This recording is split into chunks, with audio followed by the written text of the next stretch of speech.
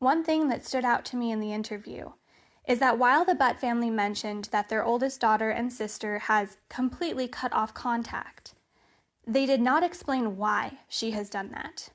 Maybe that's a positive thing, because that is my story to tell, and I believe that only I should be the one to tell it.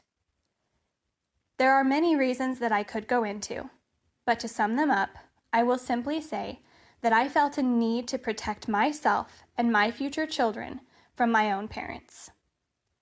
If you've seen their podcast episode, that may sound familiar to you. The finer details of my story really don't matter, not in the grand scheme of things. They are personal to me and will remain between me and the people I trust unless I see fit to share them. What does matter is that I am not the only child who has been abused by parents who were abused by their parents.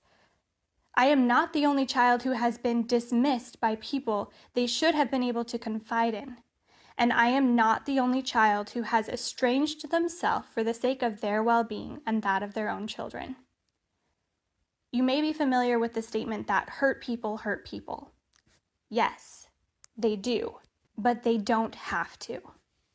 I have seen a lot of discussion about the importance of giving an ear to every voice and believing the stories of survivors of abuse. I agree with that sentiment, and I believe that consideration should be given to the children of survivors who may not yet have a voice of their own. I respect Jill for sharing her story. I even commend her for speaking out against her own family. I am also greatly disappointed that she and Michael focused mainly on her experiences and failed to recognize the many ways that their children were affected over the years while they were seeking for answers and healing.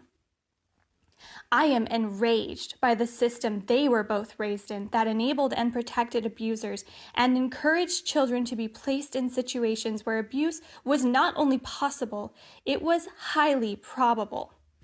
I am saddened and frustrated by the lack of understanding and support given to couples like Jill and Michael. If they had received the care they needed when the need first arose, then maybe their own children wouldn't have ended up becoming collateral damage.